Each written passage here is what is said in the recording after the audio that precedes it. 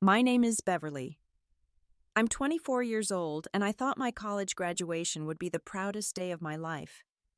After 4 long years at Ohio State University, I was finally going to be the first person in my family to earn a bachelor's degree in marketing. My parents, William and Agnes, promised to throw me a celebration at our house in Millerville, Ohio. My sister Sandra and brother Kenneth would be there too. I felt so excited because for once I would be the center of attention instead of watching from the sidelines while my siblings got all the love and support. Little did I know that my own family was planning something that would change everything forever.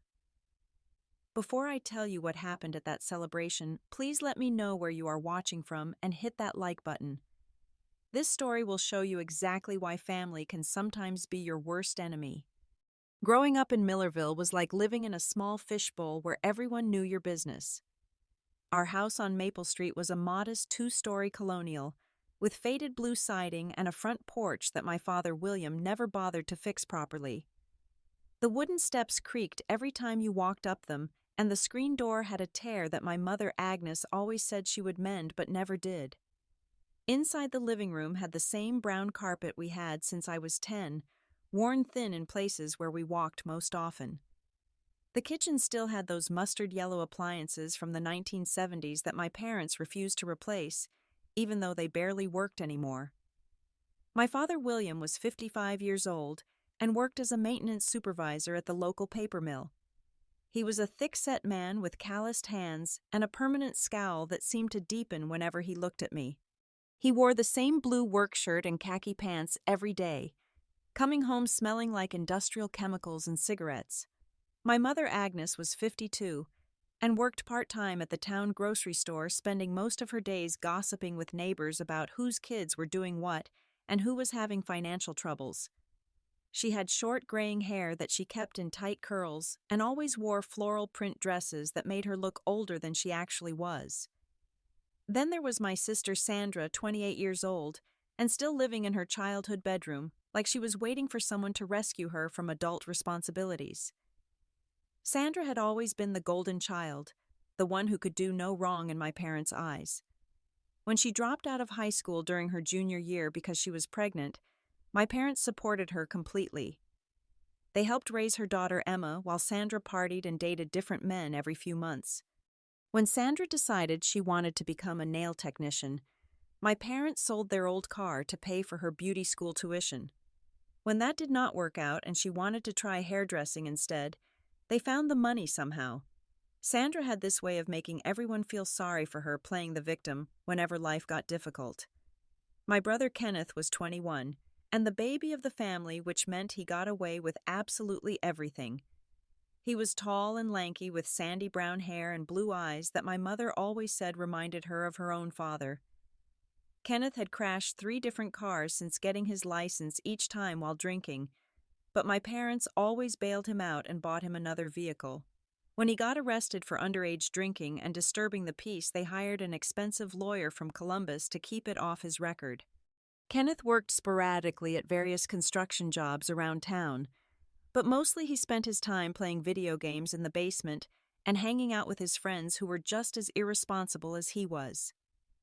And then there was me. Beverly, the middle child, who somehow turned out completely different from the rest of my family.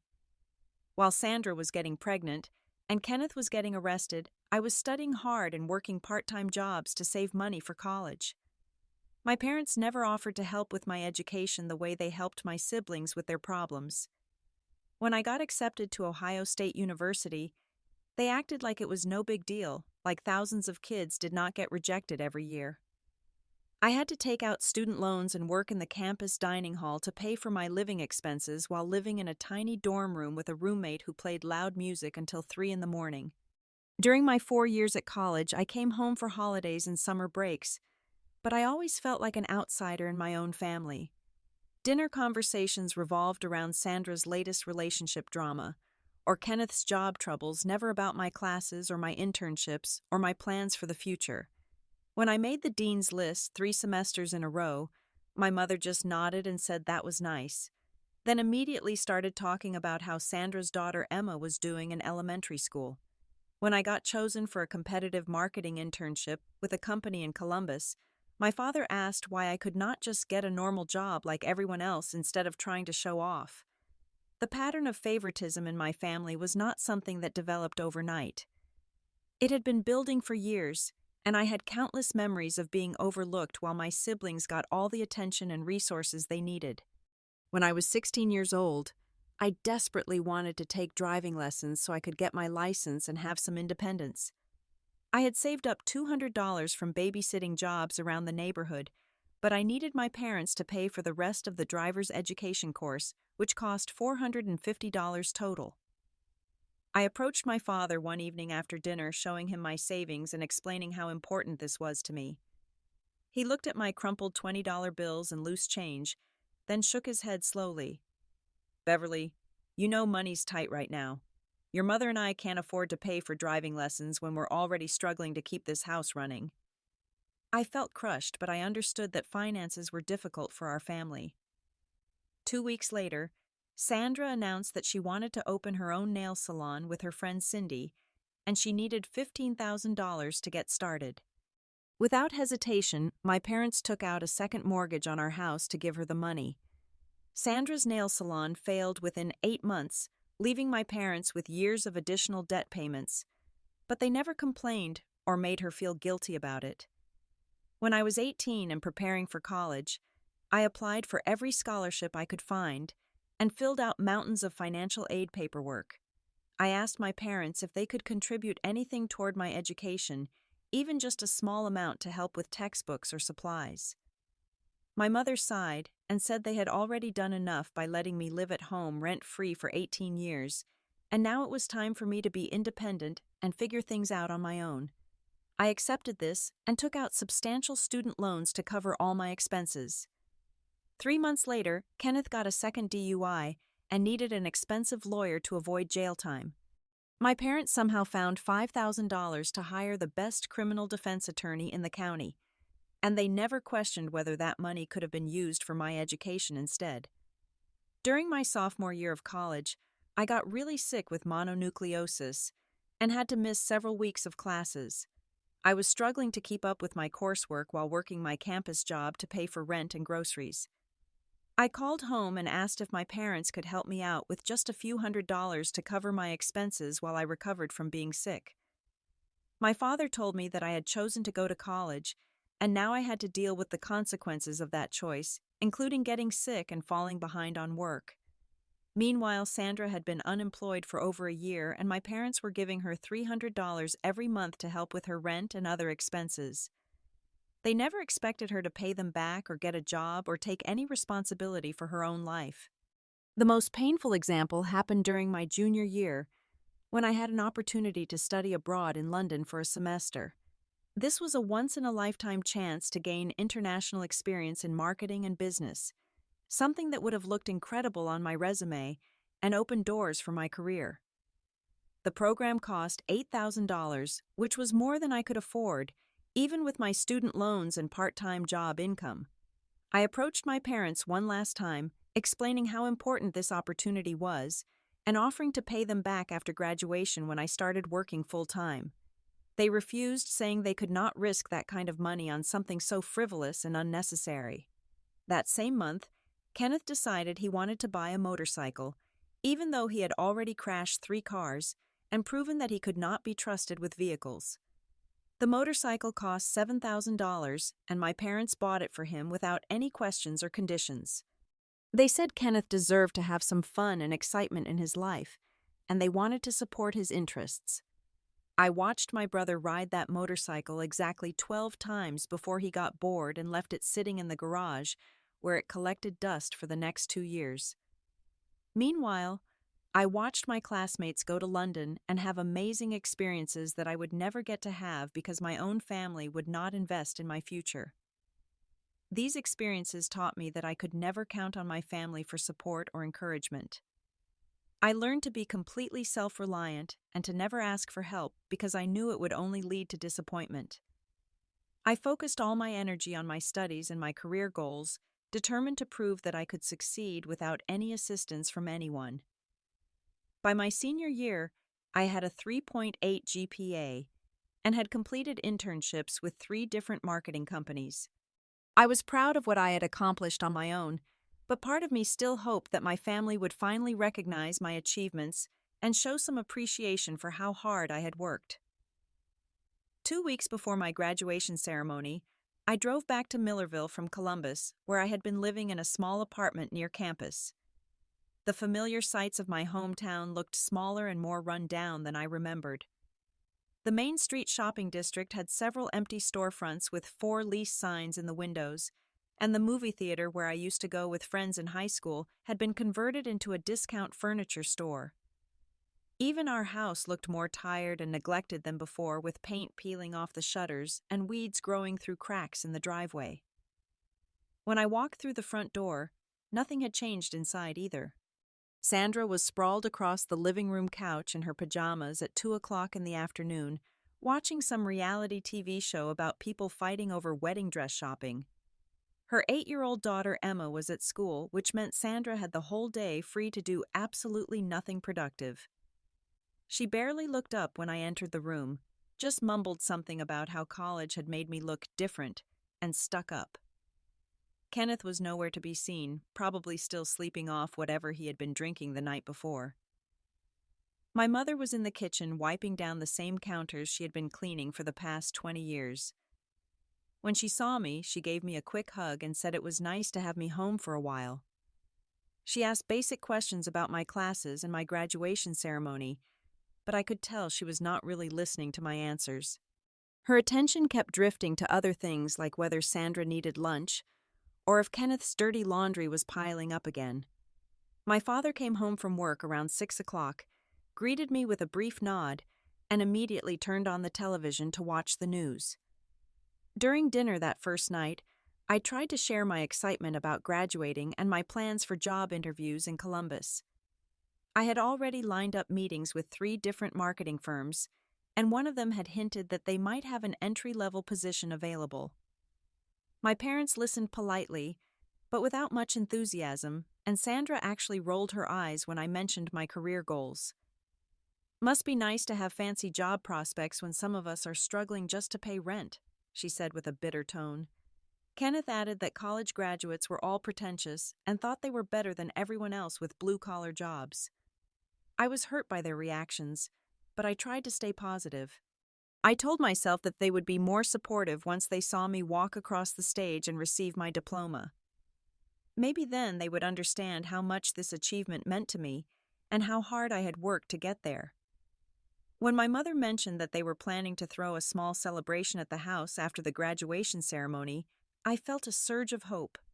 Finally, my family was going to acknowledge my accomplishments and show me the same kind of support they had always given Sandra and Kenneth. Over the next few days, I helped my mother plan the celebration. We decided to keep it simple with sandwiches, salad, and cake from the grocery store bakery. My mother suggested we also get a bottle of champagne to make a toast, which I thought was a wonderful idea. I imagined my father giving a speech about how proud he was of my hard work and determination. I pictured Sandra and Kenneth finally admitting that I had accomplished something worthwhile. For the first time in years, I felt like I might actually belong in this family. But as the week progressed, I started noticing small things that made me uncomfortable. Sandra kept making snide comments about how I was showing off by graduating from college, and how some people did not need fancy degrees to be successful in life. Kenneth complained that the celebration was taking too much attention away from his own problems, like the fact that his current job was only temporary and he might get laid off soon. Even my parents seemed more focused on managing Sandra and Kenneth's emotions than celebrating my achievement. The night before graduation, Sandra had a loud argument with my mother about something trivial, and she threatened to skip the ceremony entirely if she did not get her way. My mother spent 2 hours on the phone convincing Sandra to attend, promising her that she could bring her new boyfriend and that they would make sure to include her in all the photos. Meanwhile, nobody asked me how I was feeling or if I needed anything for the big day. I went to bed that night with a growing sense of unease, wondering if this celebration would turn out to be just another disappointment. Graduation day at Ohio State University was everything I had dreamed it would be. The ceremony took place in the massive Ohio Stadium with thousands of graduates in black caps and gowns filling the field, while families packed the stands above us. The spring weather was perfect with bright sunshine and a gentle breeze that kept everyone comfortable during the long ceremony. When they called my name and I walked across the stage to receive my diploma, I felt an incredible rush of pride and accomplishment. I had done it.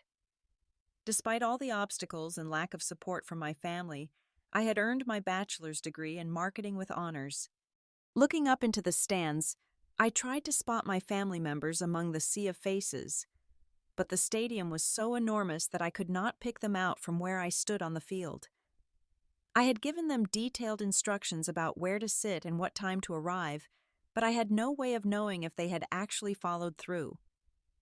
Part of me worried that they might have decided not to come at all, given their lukewarm reaction to my invitation.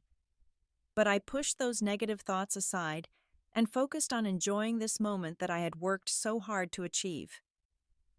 After the ceremony ended and all the graduates had been officially conferred, I made my way through the crowds of celebrating families to the designated meeting area where I had arranged to connect with my parents. It took me nearly 30 minutes to navigate through the chaos of people hugging and taking photos and crying happy tears. When I finally reached the spot where we had agreed to meet, nobody was there. I stood there for another 20 minutes checking my phone repeatedly for messages, but I heard nothing from any of my family members. Finally, I decided to walk back to the parking lot where I had left my car that morning. Maybe they had gotten confused about our meeting place and gone directly to the vehicle instead. As I walked across campus, I watched other families celebrating together, taking photos in front of university buildings and laughing about memories from the past 4 years. I felt a sharp pang of loneliness, realizing that I was probably the only graduate walking back to the parking lot completely alone. When I reached my car, I found a note tucked under the windshield wiper. It was written in my mother's handwriting on a piece of paper torn from a grocery store receipt.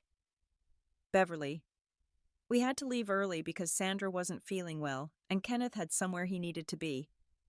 Come home when you're ready, and we'll have the celebration there. Congratulations. Love, Mom and Dad. I stared at that note for a long time, feeling a familiar mixture of disappointment and resignation wash over me. Even on the most important day of my academic career, my siblings' needs had taken priority over mine. The drive back to Millerville took about 45 minutes, and I spent most of that time trying to convince myself that everything would be fine once I got home. Maybe Sandra was genuinely sick and they had to leave for a legitimate reason. Maybe Kenneth had a work emergency that could not be postponed. Maybe they were at home right now setting up decorations and preparing a wonderful surprise to make up for missing my actual graduation ceremony. I knew I was probably being overly optimistic, but I needed something to hold on to as I drove through the familiar Ohio countryside toward my childhood home. When I pulled into the driveway on Maple Street, I immediately noticed that something felt different about the house. There were no decorations visible from the outside, no balloons or signs congratulating me on my graduation. The windows were dark except for the blue glow of the television in the living room, and Kenneth's motorcycle was parked carelessly on the front lawn instead of in its usual spot beside the garage. I sat in my car for a moment, gathering my courage before walking up those creaky front steps and through the torn screen door. Inside, I found my family scattered throughout the house, as if it were any other ordinary day. Sandra was back on the living room couch, no longer appearing sick at all, painting her fingernails bright red while watching another reality TV show. Kenneth was in the kitchen making himself a sandwich and leaving dirty dishes in the sink. My parents were nowhere to be seen initially, though I could hear my father's voice coming from their bedroom upstairs talking on the phone about something work-related. "How was the graduation ceremony?" Sandra asked without looking up from her nails. Her tone was completely casual, as if she were asking about the weather or what I had eaten for lunch. There was no excitement or celebration in her voice, no acknowledgement that this was supposed to be a special day. Kenneth glanced over from the kitchen and said, Yeah, was it boring? Those things always look really boring on TV. I stood there in my graduation dress, still holding my diploma case, feeling completely invisible in my own family. My mother finally appeared from the basement laundry room carrying a basket of clean clothes. When she saw me, she smiled and said, "Oh, good. You made it home safely. I was worried about you driving in all that graduation traffic." She set down the laundry basket and gave me a brief hug, then immediately started folding Kenneth's t-shirts. Sandra got a terrible headache right in the middle of the ceremony, and Kenneth remembered he had promised his friend Danny he would help move some furniture this afternoon. I hope you understand why we had to leave early. I wanted to scream that I did not understand at all that this was the most important day of my life, and they had abandoned me to deal with trivial problems that could have waited. But instead, I just nodded and said it was okay, because that was what I always did when my family disappointed me. I had learned over the years that expressing hurt or anger only made things worse, turning me into the unreasonable person who expected too much from people who were already struggling with their own issues.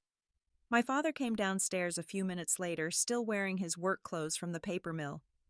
He looked at me and said, "Congratulations on finishing college, Beverly. That's quite an accomplishment." His words sounded sincere, but his delivery was flat and emotionless, like he was reading from a script. He disappeared into the kitchen, and I heard him opening cabinets and moving things around. "I'm getting the celebration ready," he called out. "Just give me a few more minutes to set everything up properly." I went upstairs to my old bedroom to change out of my graduation dress and collect my thoughts. The room looked exactly the same as when I had left for college 4 years earlier, with the same pink flowered wallpaper and white furniture that my parents had bought when I was 12 years old. Sitting on the edge of my childhood bed, still holding my diploma, I tried to process the emotions I was feeling. Part of me wanted to get back in my car and drive straight back to Columbus, away from this family that seemed incapable of celebrating my achievements.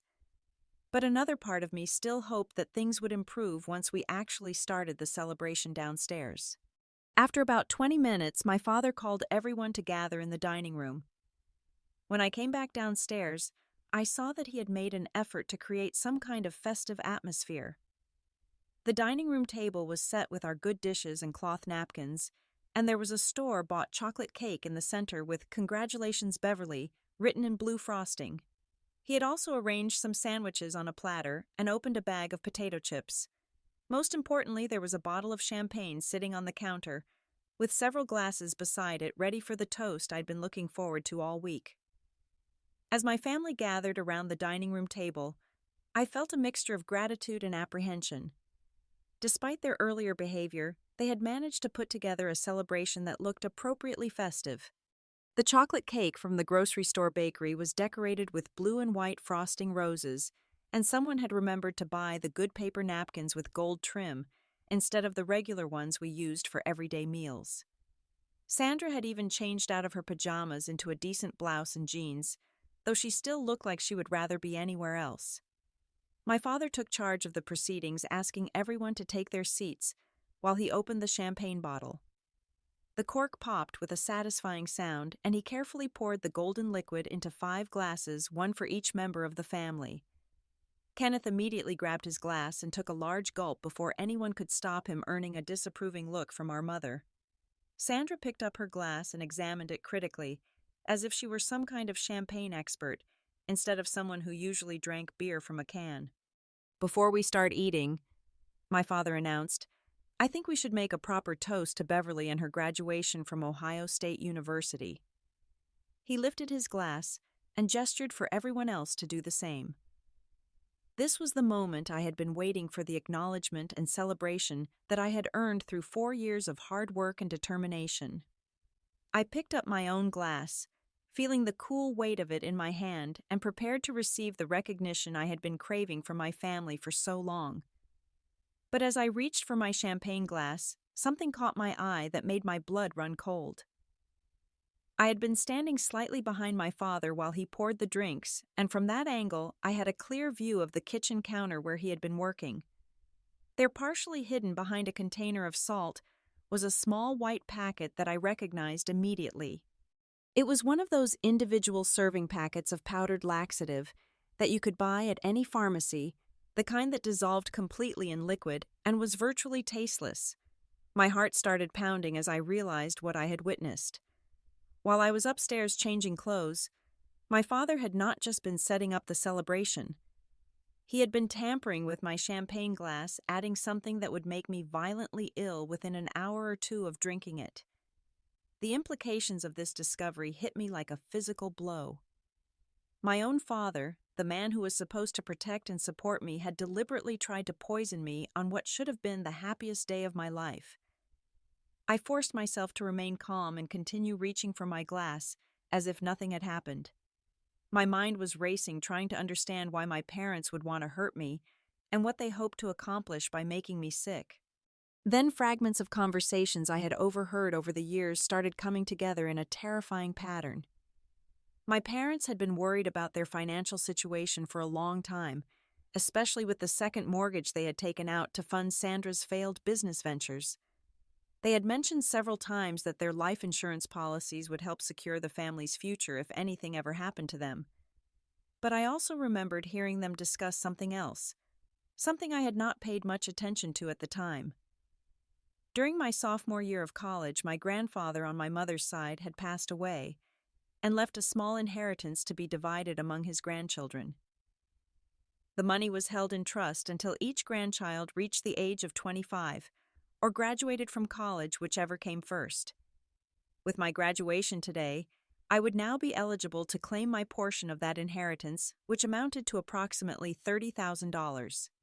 Suddenly, everything made horrible sense.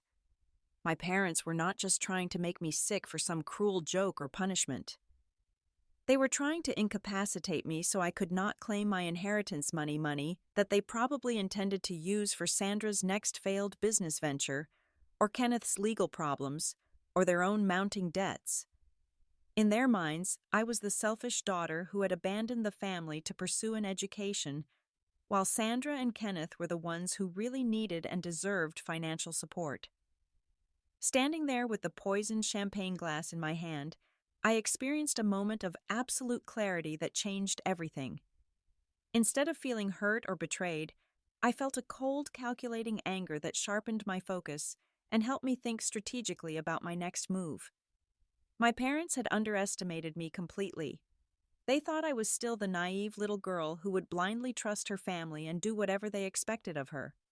They had no idea that 4 years of college had taught me how to analyze situations, solve problems, and make decisive actions under pressure. I glanced around the dining room table, studying each family member carefully. My father was still standing with his glass raised, waiting for everyone to join the toast. My mother sat with a fake smile plastered on her face, probably knowing exactly what was in my drink, but playing the role of the supportive parent. Kenneth looked bored and impatient, already halfway through his champagne, and clearly wanting to get this celebration over with so he could go back to his video games. And Sandra, my dear sister Sandra, was eyeing my glass with undisguised envy. That was when the perfect plan formed in my mind. Sandra had always been jealous of anything I had that she wanted for herself. When we were children, she would throw tantrums until my parents forced me to share my toys, my clothes, my birthday presents, anything that caught her attention. As adults, that pattern had continued in more subtle ways. If I mentioned liking a particular restaurant, Sandra would suddenly decide she wanted to eat there too. If I bought a new piece of clothing, Sandra would find a way to borrow it and conveniently forget to return it. She had a compulsive need to take whatever belonged to me, especially if it made her the center of attention. I realized that if I played this situation correctly, I could turn Sandra's jealousy and selfishness against my parents' cruel plan. All I had to do was make my champagne glass seem more desirable than her own, and her natural instincts would take over. She would demand to have what I had just like she always did, without ever considering why I might be willing to give it up. The beauty of this plan was that I would not have to actively harm anyone or do anything overtly malicious. I would simply be giving Sandra exactly what she asked for. I took a deep breath and put my acting skills to work. "I'm so sorry, everyone," I said with a shaky voice. But I'm feeling a little overwhelmed with emotion right now. This has been such an incredible day, and having all of you here to celebrate with me just means so much. I lifted my champagne glass as if to take a sip, then pretended to fumble with it nervously. The glass slipped from my fingers and fell toward the floor, but I caught it just in time, spilling about half the champagne onto the carpet. "Oh no," I exclaimed, looking genuinely distressed. "I'm so clumsy, I've ruined everything." I held up the glass, which now contained only about 2 ounces of the poisoned champagne instead of the full serving my father had poured. Sandra immediately leaned forward in her chair, her eyes fixed on my glass with that familiar hungry expression I had seen so many times before. "Beverly, you don't need to drink all of that," Sandra said with false concern in her voice. "You're obviously too emotional right now to handle alcohol properly.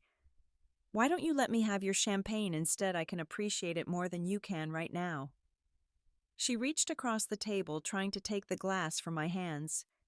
Besides, I think the graduate deserves to have someone else make the toast for her. It would be more meaningful that way. I pretended to hesitate, clutching the glass protectively against my chest. "I don't know, Sandra. This is supposed to be my celebration. I really want to participate in the toast myself." But even as I said the words, I was already loosening my grip on the glass, making it clear that I could be persuaded to give it up. Sandra's eyes lit up with determination, and she stood up from her chair to get closer to me. "Come on, Beverly," she insisted now, using the wheedling tone she had perfected over the years for getting her way. "You're being selfish. This celebration is about family, not just about you. Let me help make this moment special by taking over the toast. I promise I'll say something really nice about your graduation." She reached for the glass again, and this time I allowed her to take it from my hands with a show of reluctance. The moment Sandra's fingers closed around the champagne glass, I felt a complex mixture of emotions that I had never experienced before. Part of me was satisfied that my plan was working perfectly, but another part of me was horrified by what I was allowing to happen. This was my sister, someone I had grown up with and shared countless memories with, despite all our differences and conflicts over the years.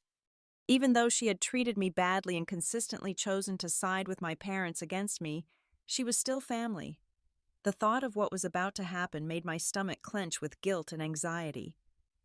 But then I remembered all the times Sandra had hurt me, all the occasions when she had stolen my belongings, or sabotaged my relationships, or made me feel worthless and unwanted in my own home. I thought about how she had rolled her eyes when I talked about my career goals, how she had complained about my graduation taking attention away from her own problems, how she had threatened to skip the ceremony entirely unless she got special treatment.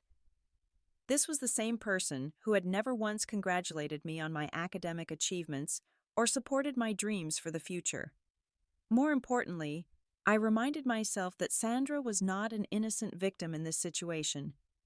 She was actively choosing to take something that belonged to me, something she had no right to claim. If she had been content with her own champagne glass, if she had been genuinely happy for my success instead of jealous and resentful, none of this would be happening. Her greed and selfishness were what made this plan possible, and in many ways she was getting exactly what she deserved. Sandra held my former champagne glass up to the light, admiring the way the golden liquid sparkled in the dining room chandelier. "This looks so much better than mine," she declared with obvious satisfaction. "I think there might have been something wrong with the glass Dad gave me originally. This one definitely has a better color and more bubbles." She was completely oblivious to the real reason why my champagne looked different from hers, focused only on her triumph in successfully taking something that had belonged to me. My father looked confused and slightly annoyed by this unexpected development. He had carefully planned to poison my specific glass, and now Sandra was disrupting his scheme by switching our drinks around. But he could not say anything to stop her without revealing his true intentions, so he was forced to watch helplessly as his plan went sideways. My mother also seemed uncomfortable with the situation, glancing nervously between Sandra and me as if she sensed that something was not quite right. "Well," my father said finally, trying to regain control of the situation, I suppose it doesn't matter which glass everyone drinks from, as long as we're all here together to celebrate Beverly's graduation. He raised his own glass again and waited for the rest of us to follow suit. Kenneth, who had been completely oblivious to the entire glass-switching drama, held up his nearly empty champagne and prepared to finish it off. My mother lifted her glass with a forced smile, probably hoping that everything would proceed normally from this point forward. Sandra, now holding what had originally been my poisoned champagne, raised the glass high above her head with theatrical flair. "To my little sister Beverly," she announced in a loud voice that sounded more sarcastic than sincere, "who thinks she's so much better than the rest of us now that she has a fancy college degree. May she learn that education isn't everything in life, and may she remember where she came from when she's living in her big city apartment and forgetting about her family back home." The words stung, but I managed to keep a neutral expression on my face as Sandra brought the glass to her lips and took a large gulp of the poisoned champagne. She seemed to savor the taste, probably feeling victorious about having successfully claimed my drink for herself. My father watched this scene with barely concealed frustration, realizing that his carefully planned revenge was about to backfire in the worst possible way. My mother looked like she wanted to say something to stop Sandra from drinking more, but it was already too late. 20 minutes passed before the first signs of trouble became apparent. We had moved through the awkward toast and were sitting around the dining room table eating cake and making stilted conversation about my future plans when Sandra suddenly stopped mid-sentence and pressed her hand against her stomach. Her face had gone pale and small beads of perspiration were forming on her forehead, despite the comfortable temperature in the room. "I don't feel very good," she mumbled, pushing her plate of cake away from her with a look of disgust. My mother immediately switched into concerned parent mode, reaching across the table to feel Sandra's forehead for signs of fever. "What's wrong, honey? Are you feeling nauseous? Maybe you ate something that didn't agree with you earlier today." Sandra nodded weakly, now holding both hands against her stomach and rocking slightly in her chair. The powerful laxative that my father had mixed into the champagne was beginning to take effect, and Sandra was experiencing the early stages of what would soon become a very unpleasant ordeal. Kenneth looked up from his second piece of cake with mild interest, but no real concern. "Sandra's always getting sick from something," he said with his mouth full of chocolate frosting. "Remember last month when she thought she had food poisoning, but it turned out she was just hungover?" My father shot Kenneth a sharp look that clearly meant he should shut up and stop talking, but Kenneth was too focused on his dessert to notice the warning. Sandra's condition deteriorated rapidly over the next few minutes. Her skin became clammy and gray, and she started making small whimpering sounds of distress. "I think I need to go to the bathroom," she whispered, attempting to stand up from her chair, but immediately sitting back down when a wave of dizziness hit her. My mother jumped up to help her, wrapping one arm around Sandra's waist to provide support as they slowly made their way toward the hallway bathroom. I sat at the dining room table watching this scene unfold with a mixture of fascination and horror. Part of me felt terrible for Sandra, knowing that she was experiencing the effects of something that had been intended for me. But another part of me felt a dark satisfaction knowing that my parents' cruel plan had been turned against their favorite child instead of their intended victim. The irony was almost too perfect to believe. My father was clearly struggling with the situation, probably torn between his concern for Sandra and his anger that I had somehow escaped his trap. He kept glancing at me suspiciously, as if he could not quite figure out how things had gone so wrong. Did he suspect that I had deliberately switched the glasses, or did he think this was just an unfortunate accident caused by Sandra's jealousy and greed? I kept my expression carefully neutral, occasionally asking if there was anything I could do to help with Sandra's mysterious illness. From the bathroom we could hear Sandra getting violently sick, accompanied by my mother's soothing voice trying to comfort her. The sounds were not pleasant, and Kenneth finally looked up from his cake with some genuine concern. "Maybe we should call a doctor or something," he suggested. "Sandra sounds really bad in there." My father nodded grimly and reached for the telephone, probably realizing that this situation was beyond anything they could handle at home. The paramedics arrived about 15 minutes later, responding to my father's call about a family member experiencing severe gastrointestinal distress of unknown origin. They found Sandra curled up on the bathroom floor, pale and shaking, barely able to speak coherently. After checking her vital signs and asking several questions about what she had eaten and drunk, they decided to transport her to the emergency room for further evaluation and treatment. As the paramedics loaded Sandra onto a stretcher and wheeled her out to the ambulance, my mother climbed in beside her, holding her hand and whispering reassurances. My father followed in his truck, leaving Kenneth and me alone in the house with the remains of my graduation celebration scattered across the dining room table. The silence that followed was deafening, broken only by the distant sound of the ambulance siren fading into the distance.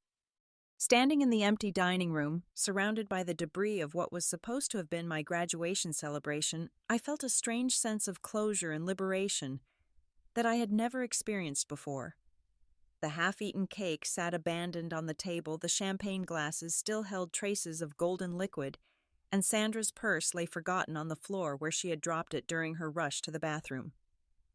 For the first time in my adult life, I was completely alone in my childhood home, with no family members around to disappoint me or make me feel inadequate. Kenneth had retreated to the basement to play video games, probably assuming that the excitement was over and he could return to his normal routine of avoiding responsibility. I could hear the electronic sounds of his games drifting up through the floor, a familiar soundtrack that had played in the background of my entire adolescence.